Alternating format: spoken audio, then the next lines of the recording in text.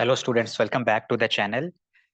Today we are going to discuss paper of Business Administration of CSS 2025. अभी recently ये paper हुआ है तो हमने कहा चलें इस पर थोड़ी सी डिस्कशन कर लेते हैं बिजनेस एडमिनिस्ट्रेशन पे। इसके अलावा भी हम डिफरेंट पास्ट पेपर्स पे डिस्कशन कर चुके हैं। मजीद हम business administration, accounting and auditing के कॉन्सेप्ट्स पे बात करते रहेंगे। देखिए, इस दफा का जो पेपर आया ना, सबसे पहले मैं आपको थोड़ा सा बिजनेस एड के सिलेबस के बारे में बता दूं ताकि आपको पता हो कि ये पेपर किस तरह का है। देखिए, हम लोग अगर एफपीएससी की वेबसाइट पे जाएं तो वहां पर हमें 5 सेक्शंस मिलते हैं सिलेबस के। Management, HR, marketing, supply chain management, operations management and financial management. ये 5 सेक्शंस हैं बिजनेस एडमिनिस्ट्रेशन के ऑफिशियल सिलेबस में एज पर एफपीएससी वेबसाइट। इसमें हम यूजुअली फाइनेंशियल मैनेजमेंट में ही एक चैप्टर है रेशो एनालिसिस, जिसको हम लोग 6th टॉपिक के तौर पर इंट्रोड्यूस करवाते हैं यूजुअली अपने सेशंस में, क्योंकि ये इतना नॉन फेमस टॉपिक है रेशो एनालिसिस का। और हर साल इसमें से क्वेश्चन आता है। लाइक हम 25-26 ईयर्स के अगर पेपर उठाए हैं तो you will find a question of ratio analysis in almost all of the past paper except 2 to 3।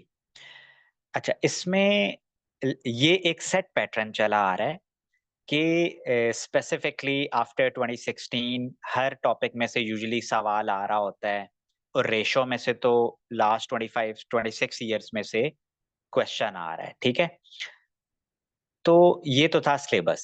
अब अगर हम देखें अपने पेपर को, तो देखें आप, सबसे पहले तो ये कि इन्होंने 1-2 साल से प्रीवियस ना एमसीक्यूज देना शुरू कर दिए हैं। पहले ये लोग एमसीक्यूज का पेपर जो है वो नहीं देते थे स्टूडेंट्स को। तो ये अच्छी बात है कि हमारे पास थोड़ा सा आइडिया हो गया है कि किस तरह के एमसीक्यूज हमारे पास आ रहे हैं। देखें, as far as MCQs are concerned, बहुत सिंपल, स्ट्रेट फॉरवर्ड। अगर किसी ने सिलेबस कवर किया है, क्लासेस ली हैं, सिलेबस कवर किया है, बुक्स पढ़ी हैं जो बुक रिकमेंड की जाती है हमारे क्लासेस में, आई बिलीव, और थोड़ा सा भी बिजनेस नॉलेज है, तो बहुत इजीली ये एमसीक्यूज वाला पेपर हो सकता है। यूजुअली एमसीक्यूज में देख रहा था थोड़े टफ आ रहे थे 2-4 सालों से, लेकिन इस दफा उसने बहुत बेसिक चीजें जो है ना वो पूछ ली हैं और बड़ा बैलेंस्ड रखा है। मतलब मैनेजमेंट के भी हैं, एचआर के भी हैं, मार्केटिंग के भी हैं, सप्लाई चेन के भी हैं, फाइनेंस के भी हैं। बहुत बैलेंस्ड रखा है। देखें, पे बैक से भी आया हुआ है, सप्लाई चेन में से भी आया हुआ है, मार्केट सेगमेंटेशन से भी आया हुआ है, एम्प्लॉय टर्नओवर एचआर से भी आया हुआ है, तो ये मैनेजमेंट के भी हैं।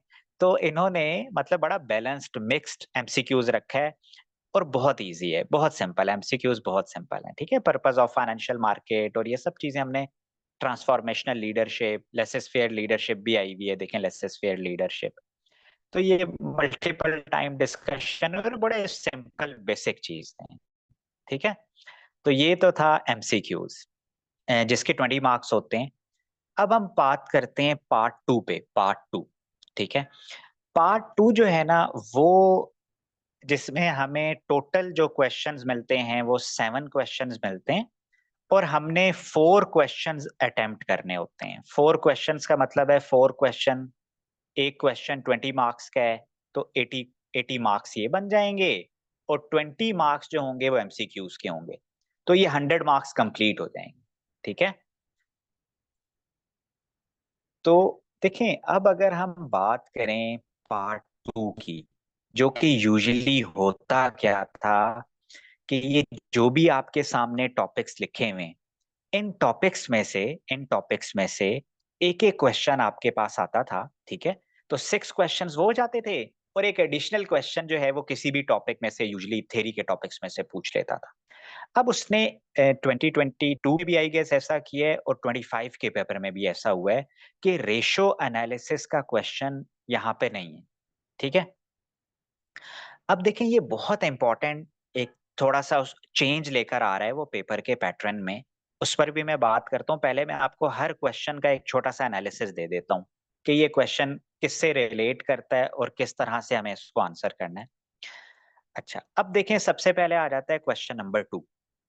क्वेश्चन नंबर 2 जो है ना, ये है तो मतलब हमारे फाइनेंशियल मैनेजमेंट में से, ये जो हमारे पास आ रहा है ना फाइनेंशियल मैनेजमेंट, इसमें से उसने ये क्वेश्चन हमसे पूछा हुआ। फाइनेंशियल मैनेजमेंट का एक चैप्टर है कैपिटल बजटिंग। कैपिटल बजटिंग, उस कैपिटल बजटिंग में से ये क्वेश्चन उसने हमसे पूछा है, ठीक है। जिसमें हमें देखो सबसे पहले कैश फ्लोज कैलकुलेट करने थे, फिर एनपीवी, पे बैक पीरियड, एमआईआरआर, ठीक है, ये चीजें कैलकुलेट करनी थी। ये हमारे कैपिटल बजटिंग का जो टॉपिक है ना उसमें कवर होती है, ठीक है। लेकिन ये क्वेश्चन कंपैरेटिवली थोड़ा सा मुश्किल है, क्योंकि इसमें जो उसने डेप्रिसिएशन का रेट बताया हुआ है और मैकर्स मेथड की बात की हुई है, तो ये थोड़ा सा यूनिक मेथड है। यूजुअली नॉर्मली ये एग्जामिन नहीं हो रहा होता, ठीक है। तो आई बिलीव कि ये इंटरनेट से इसने क्वेश्चन लिया है और यहाँ पर पेस्ट हुआ है सिलेबस में से, लेकिन I would call it a bit difficult question. ये एक डिफिकल्ट क्वेश्चन है थोड़ा सा, जिसका स्पेशली बैकग्राउंड है वो इसको ज्यादा अच्छे से हैंडल कर सकता है, ठीक है। क्योंकि बिजनेस आर्ट दोनों ले रहे होते हैं, जिनका बैकग्राउंड है वो भी, और जिनका बैकग्राउंड नहीं है वो भी ले रहे होते हैं। तो है ये बिल्कुल सिलेबस में से क्वेश्चन, लेकिन थोड़ा मुश्किल सवाल है, ठीक है। जिसको मतलब जिसने मैकर्स पढ़ा हुआ है वही इसको देख सकता है। और अगर मैकर जिसने पढ़ा हुआ है फिर उसके बाद कोई मुश्किल नहीं है, सिंपल। देखो वैसे भी जब हमने क्लासेस में भी क्वेश्चन किए हैं एनपीवी के, पे बैक के, सबसे पहले हमें कैश फ्लोज ही कैलकुलेट करने होते हैं, ठीक है। अब थोड़ा सा कॉन्सेप्ट ये है कि इंक्रीमेंटल कैश फ्लोज कैलकुलेट करें, फिर टर्मिनल जो कैश फ्लो है उसको कैलकुलेट करना है। उसके बाद जब वो हो जाए तो वो फिर एनपीवी तो वैसे भी बड़ा इजी हो जाता है उसके बाद, ठीक है। तो ये था क्वेश्चन नंबर 2। अब आते हैं हम क्वेश्चन नंबर 3 की तरफ। देखिए क्वेश्चन नंबर 3 जो है ये थोड़ा सा प्रैक्टिकल क्वेश्चन है, ठीक है। और प्रैक्टिक है ये मार्केटिंग में से, सिलेबस में है मार्केटिंग हमारे, उसमें से ये क्वेश्चन है, मार्केटिंग में से आया हुआ। लेकिन मार्केटिंग के सिलेबस में as it is artificial intelligence, big data analytics, machine learning, इन पे स्पेसिफिकली बात नहीं हुई भी, ठीक है। इन्होंने कहा, यानी कि इन 3 एरियाज को इन्होंने टच किया है और इसकी एप्लीकेशन भी पूछी है कि कौन सी कंपनीज हैं जहां पर ये जिसको फॉलो कर रहे हैं अपनी मार्केटिंग एफर्ट्स के लिए, ठीक है। और उनका कस्टमर एक्सपीरियंस कैसे इंप्रूव किया जा सकता है, कस्टमर को कन्वर्ट कैसे किया जाता है उसमें, ताकि वो उस परचेज करे। तो ये थोड़ा सा हमें इन तीनों को सामने रख के, पहले तो हमें इन तीनों का आइडिया होना चाहिए, फिर हमें ये पता होना चाहिए कि कस्टमर एक्सपीरियंस को कैसे इंप्रूव किया जा सकता है। ये how can artificial intelligence, big data, machine learning can improve customer experience.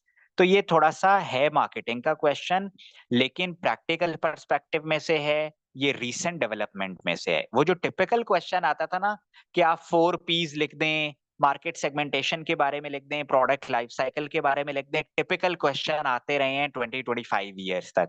थोड़ा सा इस दफा प्रैक्टिकल क्वेश्चन आए हैं, प्लस जो रीसेंट डेवलपमेंट में से आया है, ठीक है। तो ये मैं समझता हूँ जो थोड़ा सा भी इन टच है बिजनेसेस के साथ, जिस तरह हम बोलते हैं कि थोड़ा सा बिजनेसेस को देखते रहें, 10 मिनट्स भी आप डेली दें तो आपको थोड़ा मार्केट का आइडिया हो जाएगा।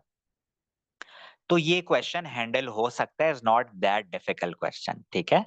और वैसे भी थोड़ा बहुत तो इतना आइडिया होता ही है। तो ये था क्वेश्चन नंबर 3 जो कि मार्केटिंग में से आया हुआ है। उसके बाद हम आ जाते हैं क्वेश्चन नंबर 4 पे। क्वेश्चन नंबर 4, देखिए क्वेश्चन नंबर 4 जो है ना, अगेन ये अकाउंट्स और फाइनेंस, ये बेसिकली इन्वेंट्री मैनेजमेंट का क्वेश्चन है, ठीक है। कि हम इन्वेंट्री को कैसे मैनेज करते हैं। और 2 बिजनेसेस की टाइप्स इसने दी हुई है, हाई डिमांड कंज्यूमर गुड्स, ठीक है। एक तो कंज्यूमर गुड्स पे बात करनी है और एक इंडस्ट्रियल गुड्स पे बात करनी है, कि ये 2 अगर बिजनेसेस हों तो इनके लिए इन्वेंट्री मैनेजमेंट कौन सा मॉडल, ईओक्यू है, जस्ट इन टाइम है, एबीसी एनालिसिस, ठीक है, एक्टिविटी बेस्ड। तो ये बेसिकली हमें इन्वेंट्री मैनेजमेंट मॉडल्स पे बात करनी है, 2 बिजनेसेस पे उसकी सुटेबिलिटी को एक्सप्लेन करना है, ठीक है। तो ये बिजनेस एड वो बच्चा जरूर कर सकता है जिसका बिजनेस का बैकग्राउंड है, ठीक है, वो जरूर कर लेगा जिसका बिजनेस का बैकग्राउंड है। लेकिन जो विदाउट बैकग्राउंड स्टूडेंट्स हैं वो इसको नहीं कर सकते, ठीक है। वो उनके लिए EOQ, JIT, ABC जो है वो बहुत नई चीज है, तो वो ये काम इसको हैंडल उस तरह से नहीं कर सकेंगे। हाँ, अगर किसी का बैकग्राउंड है और उसने बिजनेस एड में इसको नहीं भी पढ़ा, लेकिन उसने कहीं ना कहीं ये चीजें जरूर पढ़ी होंगी और बहुत बेसिक कॉन्सेप्ट है बिजनेस को लेकर, तो ये आई वुड से, मैं आपको ये बताऊं कि जो मुझे इससे जो फीलर आ रहा है ना इस पेपर से या पिछले 2-3 पेपर से, एग्जामिनर ये चाहता है कि बिजनेस एड वो ऑप्ट करे जिसका बैकग्राउंड है। वैसे भी आजकल क्लस्टर एग्जाम की बात हो रही है, स्पेशलाइज्ड फील्ड्स की तरफ जाने की बात हो रही है। हिस्ट्री में ऐसा भी हुआ है कि 40% ऐसे भी एस्पायरेंट्स थे जो विदाउट बैकग्राउंड थे, बिजनेस एड उन्होंने ऑप्ट किया। लेकिन अब मैं देख रहा हूँ कि वो इस तरह के क्वेश्चन दे रहे हैं, लाइक टिपिकल सिलेबस को नहीं, टॉपिक वही है सिलेबस वाला, लेकिन वो जो एक बुकिश सा सवाल होता था ना, सिंपल सा सवाल, अब उसने वो हटा दिया है जो लास्ट 20-25 ईयर से आ रहा था। अब थोड़ा सा वो एक मॉडर्न बिजनेस प्रैक्टिसेस को फॉलो करना चाह रहा है, थोड़ा सा ये चाह रहा है कि वही कैंडिडेट्स, वही एस्पायरेंट्स इसको ऑप्ट करें जिनका बैकग्राउंड है। ठीक है, तो ये सवाल आई बिलीव के जिसका बैकग्राउंड नहीं है वो तो मेरा नहीं ख्याल इसको अटेम्प्ट कर सकता है। हाँ, जिसका बैकग्राउंड है उसने भी पढ़ा नहीं होगा स्पेसिफिकली, क्योंकि ये एज सच कहीं पर मेंशन नहीं है। ठीक है, लेकिन वो हैंडल जरूर कर सकता है इस सवाल को। तो ये भी फाइनेंस से, फाइनेंस से 2 सवाल आ गए, 2 ही सवाल आते होते हैं, एक फाइनेंशियल मैनेजमेंट से, एक रेशियो एनालिसिस से। तो रेशियो एनालिसिस उसने नहीं दिया, उसकी जगह उसने ये दे दिया इन्वेंट्री मैनेजमेंट। ठीक है, तो ये था क्वेश्चन नंबर 4। अब हम चलते हैं क्वेश्चन नंबर 5 की तरफ। क्वेश्चन नंबर 5 जो है ना वो HRM से है, HRM। अभी तक हमने ये देखा कि क्वेश्चन नंबर 3 जो है वो मार्केटिंग से कह देते हैं, इसको हम फाइनेंस एंड अकाउंट्स कह दें, एज पर सिलेबस तो फाइनेंस ही बनता है। ठीक है, अच्छा, ये जो क्वेश्चन नंबर 5 है ना, ये भी HR से इसने क्वेश्चन लिया हुआ है। ठीक है, अब इसमें HR में वेरी रेलेवेंट है, एथिकल कंसिडरेशन है कि आपने लॉ, एक ऐसा डायलेमा है बेसिकली जहां पर आपने बिजनेस, ये जो एथिकल कंसिडरेशन है इसको अकाउंट फॉर करना है। ठीक है,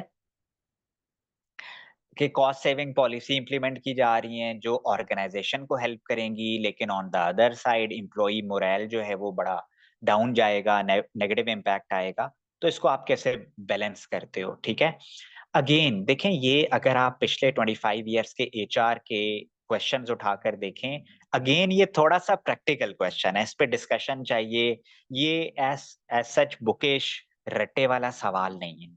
जहां पर भी डिस्कशन चाहिए होती है ना, फिर वो एस्पायरेंट उसको अच्छे से हैंडल कर सकता है जिसका बिजनेस का बैकग्राउंड है, क्योंकि उसके पास business technologies, business jargons, business practices, business models का जरा ज्यादा आइडिया होता है as compare to the without background aspirants.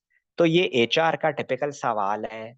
वैसे तो ये बहुत सिंपल सवाल है, अगर बैकग्राउंड है तो ये बड़ा इजीली लिखा जा सकता है, लेकिन ये थोड़ा सा रीसेंट डिस्कशंस और मॉडर्न डे जो HR प्रैक्टिसेस हैं उनको फॉलो करता है। ठीक है, तो ये HR से सवाल आया। अब हम चलते हैं क्वेश्चन नंबर 6 की तरफ। क्वेश्चन नंबर 6 ये है, describe the key strategies that management can use to successfully manage change. देखें, ये सवाल आया हुआ है मैनेजमेंट में से। अगर आप FPSC के सिलेबस पे जाएं तो वहां पर मैनेजमेंट का जो सिलेबस है ना, वहां एक टॉपिक है चेंज। ठीक है, तो एक तो उसने पार्ट जो है वो उससे पूछा हुआ है, लेकिन उसने इसको रिलेट किया है चेंज को मोटिवेशन से। ये भी एक टॉपिक है हमारे मैनेजमेंट के सिलेबस में। मैनेजमेंट के जितने भी चैप्टर्स हैं ना, उनमें एक चेंज का चैप्टर है, एक मोटिवेशन। तो ये दोनों को उसने रिलेट कर दिया। देखो, मोटिवेशनल थेरीज मल्टीपल टाइम पूछ चुका है पास्ट पेपर में, और ये पूछता रहता है। ठीक है, 2022 में भी इसने पूछी है, 2002 में भी मल्टीपल टाइम पूछी है। तो ये एक बहुत फेमस क्वेश्चन है, बहुत इजी क्वेश्चन है, पास्ट पेपर में भी इस तरह का क्वेश्चन पूछ चुका है। तो ये एक बहुत इजी सा सवाल है, जिसने थोड़ी सी भी तैयारी की एटलीस्ट वो इस क्वेश्चन को हैंडल कर सकता है। ठीक है, और कहीं ना कहीं कॉमन सेंस पे भी बेस्ड करता है। तो question number 6 is a easy question. ठीक है, अच्छा, अब आते हैं क्वेश्चन नंबर 7 पे। क्वेश्चन नंबर 7 जो है ना, ये इसके बारे में इसने इससे मिलता जुलता क्वेश्चन जो है ना, एफडीआई से रिलेटेड 2022 में भी इसने पूछा है, ट्रेड बैरियर से रिलेटेड। ठीक है, तो उसी तरह का सवाल उसने यहाँ पर भी पूछ लिया है।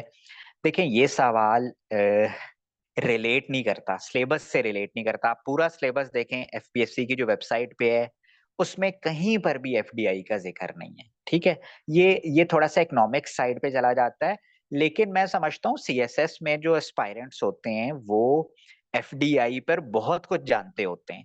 तो अगर आपका बैकग्राउंड है नहीं है, इस क्वेश्चन को आप अच्छी तरह से हैंडल कर सकते हो। लेकिन अगेन देखें, ये डिस्कशन टाइप पे आया हुआ है। वो जो बुकिश सवाल थे ना, डिस्क्राइब दिस, ये थ्योरी बता दें, वो थ्योरी बता दें, उन चीजों से ये थोड़ा सा बाहर आ गया। बड़ा एक टिपिकल सा इसने डिस्कशन मांगी हुई है, वो भी इकोनॉमिक साइड की डिस्कशन इसने मांगी हुई है। ठीक है, तो ये क्वेश्चन हैंडल हो सकता है, आपका बैकग्राउंड है या नहीं है, दोनों सिचुएशन में क्वेश्चन हैंडल हो सकता है। क्योंकि ये पाक अफेयर में भी पढ़ा जाता है एफडीआई को इकोनॉमिक्स के एरिया में, और अदरवाइज भी आपको पता है कि ये डिस्कशन आप लोग न्यूज़पेपर में और डिफरेंट आर्टिकल्स में इसके बारे में देख रहे होते हो। तो I believe this is a very simple question for CSS aspirants. अब आ जाता है क्वेश्चन नंबर 8। ठीक है, क्वेश्चन नंबर 8। तो क्वेश्चन नंबर 8 जो है, again a very famous topic आपके मार्केटिंग का। अगर आप सिलेबस देखें ना, मार्केटिंग का सिलेबस, तो इंटीग्रेटेड मार्केटिंग कम्युनिकेशन जो है, इंटीग्रेटेड मार्केटिंग कम्युनिकेशन, ये वहां से आया हुआ है। ठीक है, और ये आपके बुलेट एक चैप्टर भी है इंटीग्रेटेड मार्केटिंग कम्युनिकेशन का, और ग्रीन मार्केटिंग पे इसने बात की हुई है। तो अगेन ये थोड़ा सा मॉडर्न डे जो है मार्केटिंग, उसकी बात कर रहा है, डिस्कशन चाह रहा है। और बिजनेस बैकग्राउंड वाले स्टूडेंट्स जो हैं, मैंने आपको पहले भी बताया कि ऐसे टॉपिक्स को जहाँ पे बिजनेस की डिस्कशन होती है उसको ज्यादा अच्छे से हैंडल कर सकते हैं। ठीक है, हाँ, विदाउट बैकग्राउंड का क्या होता है, वो सिलेबस को फॉलो करते हैं, बुक को फॉलो करते हैं, और उसके अकॉर्डिंगली चल रहे होते हैं, तो वो भी दैट्स गुड। तो ये था हमारा पेपर। देखें, इसमें से हम अब देख लेते हैं प्लस पॉइंट्स क्या थे, नेगेटिव पॉइंट्स क्या थे। एक तो बहुत अच्छी बात, सिंपल बात ये है कि हमारे पास जितने भी क्वेश्चन थे ना, क्वेश्चन नंबर 2, क्वेश्चन नंबर 2 से लेके क्वेश्चन नंबर 8 तक, क्वेश्चन नंबर 1 तो एमसीक्यू से रिलेटेड होता है। एमसीक्यूज बहुत रेलेवेंट, बहुत सिंपल थे। प्रीवियस पेपर्स के जब मैं एमसीक्यूज देखता हूँ वो इतने सिंपल नहीं है, इस दफा उसने बहुत सिंपल एमसीक्यूज दिए और बड़ा अच्छा बैलेंस्ड एमसीक्यूज दिए। हर टॉपिक में से कुछ ना कुछ एमसीक्यूज है, अदरवाइज वो 2-3 टॉपिक्स को पकड़ लेता था, सारे एमसीक्यूज उसमें से देता था। तो ये तो एक बहुत प्लस पॉइंट है एमसीक्यूज को लेकर। दूसरा प्लस पॉइंट ये है कि ये सिलेबस से ना बहुत ज्यादा इधर उधर नहीं हुआ। आप समझ लो, एक एफडीआई का क्वेश्चन, क्वेश्चन नंबर 7 आपको सिलेबस में नहीं मिलेगा एज इट इज, एक बात। दूसरी बात है कि ये जो ईओ क्यू जेआईटी है, ये आपको सिलेबस में एज सच नहीं मिलेगा। बाकी सारे जो क्वेश्चंस है ना, ये सिलेबस से आपको मिल जाएंगे, ये सिलेबस के बाहर से नहीं है। तो दूसरी अच्छी बात ये है कि क्वेश्चन नंबर 2 से लेके क्वेश्चन नंबर 8 तक सारे questions other than question number 7 specifically syllabus में से ही आए हुए हैं। ठीक है, दो बातें। अच्छा, थर्ड जो इंपॉर्टेंट बात है और मैं जो मैसेज देना चाहता हूं उन एस्पायरेंट्स को जो 2026 के लिए इसको अब बिजनेस एड के बारे में सोच रहे हैं, या वो ये देख रहे हैं कि मुझे कैसे तैयारी करनी है, कोशिश मैं करूंगा टाइम मिला तो इसको थोड़ा सा सॉल्व करके भी आप लोगों को दे दूं, मेन मेन पॉइंट्स के एमसीक्यूज में क्या आना था, क्वेश्चंस को कैसे हमें करना चाहिए था। तो वो तो उनके लिए हो जाएगा जिन्होंने पेपर दिया है। और वो एस्पायरेंट्स जो पेपर देने का सोच रहे हैं सीएसएस 2026 और बिजनेस एड को ऑप्ट करना चाह रहे हैं, आई वुड रिकमेंड कि एक तो आपको थोड़ा सा ना मॉडर्न डे की साइड पर आना होगा। टिपिकली सिलेबस को लेके रट्टे लगाने वाला सीन अब कम होता जा रहा है 2-3 सालों से। देखें, इसके लिए मैं बहुत आसान तरीका बताता हूँ। अपने जो भी आपने डॉन या जो भी न्यूज़पेपर आपने डाला हुआ है ना, जो भी न्यूज़पेपर आपके टीचर्स ने रिकमेंड किया हुआ है, उसमें बिजनेस पेज होता है। बिजनेस पेज पे जाओ, सिर्फ हेडलाइन देख लिया करो, सिर्फ हेडलाइन। और बिजनेस एड की जो नोटबुक है ना, उस पर लिख ली हेडलाइन, कोई ऐसी इंपॉर्टेंट है, मर्जर हो रहा है, आर्टिफिशियल इंटेलिजेंस कहीं पर आ रहा है, कोई ऐसे फॉर एग्जांपल एफडीआई की चलो बात हो रही है, कोई एचआर का डिलेमा डिस्कस किया हुआ है किसी सीईओ ने, इस तरह से कोई इंटरव्यू चल रहा है, तो वो चीजें एक तो बहुत ज्यादा इंपॉर्टेंट होती जा रही हैं, वो इस ऐसे पेपर के लिए वो हेल्पफुल रहेंगी, ठीक है। दूसरा मुझे लगता है कि अब फॉर 2026 विदाउट बैकग्राउंड वाले स्टूडेंट्स को बिजनेस एड ऑप्ट करने से पहले 2 से 3 दफा सोचना चाहिए, ठीक है। पहले बातें कुछ और थी, लेकिन अब मैं जो देख रहा हूँ ना, दूसरा देखें, क्लस्टर एग्जाम वैसे भी आ रहा है। एफपीएससी वाले चाह रहे हैं यार स्पेशलाइज्ड फील्ड हो, कि जो बिजनेस की तरफ जा रहा है, अकाउंट्स की तरफ जा रहा है, उसका बैकग्राउंड हो, ठीक है ना। तो और पेपर को देखकर भी देखें ये फीलर आ रहा है। तो आई वुड रिकमेंड कि अगर आपका बैकग्राउंड नहीं है तो आप इसको आराम से सिलेबस देखो, पास्ट पेपर्स देखो, 1-2 क्लासेस लो, फर्स्ट 2-3 क्लासेस लो, देखो आपके टीचर्स आपको क्या बता रहे हैं, क्या वो चीजें समझ में आ रही हैं, क्या आप कर सकते हैं। लेकिन थोड़ा सा सोच लें पहले, कहीं ना कहीं मैं भी रिकमेंड कर देता था विदाउट बैकग्राउंड वालों को, लेकिन अब ऐसा नहीं है। मुझे लगता है थोड़ा सा आपको सोचना होगा, ठीक है, थोड़ा सा देखना होगा। आपके पास और ऑप्शन है, पब्लिक एड का ऑप्शन है, जीपीपी का ऑप्शन है, और बहुत से ऑप्शन है सीएसएस में। विद बैकग्राउंड वालों के लिए तो स्टिल मैं कहता हूँ कि ये बहुत इजी और बहुत अच्छा एक पेपर है, जिसमें उन्हें बहुत ज्यादा नहीं पढ़ना पड़ेगा, थोड़ा सा स्मार्ट तरीके से वो बहुत अच्छी प्रिपरेशन कर सकते हैं, ठीक है। थोड़ा सा मैं देख रहा हूँ फाइनेंस को ना ये मुश्किल बनाता जा रहा है। पहले finance was a strength for business ad, अब ये करता क्या एग्जामिनर, इंटरनेट पे जाएगा, फाइनेंस का कोई भी क्वेश्चन वहां से कॉपी करके पेस्ट कर देगा, जो माइट पॉसिबल थोड़ा इरेलीवेंट हो जाता है। मैं ये समझता हूँ कि हाँ, अकाउंटिंग का पेपर होना मैकर सूट करता है, अकाउंटिंग का पेपर होना जेआईटी, ईओक्यू, ये चीजें सूट करती हैं। बिजनेस एड का फाइनेंस जो है वो उस तरह का आई बिलीव के शायद थोड़ा ज्यादा है, ठीक है। लेकिन again FPSC, we can not challenge them. तो आपके लिए इससे बेहतर ये है कि थोड़ा सा आप लोग विद बैकग्राउंड वाले जरूर ऑप्ट कर सकते हैं अगर उन्हें समझ में आता है, और विदाउट बैकग्राउंड वाले जो हैं वो थोड़ा सा इस पर सोचें प्लीज। तो this is all from my side. हम इसका पार्ट 2 भी बनाएंगे, थोड़ा सा सोल्यूशन और एमसीक्यूज की तरफ आ जाएंगे, और इसके अलावा भी हम डिफरेंट वीडियोस बनाते रहेंगे बिजनेस के कॉन्सेप्ट्स पे, ठीक है। All the best for result and for CSS 2026। Thank you.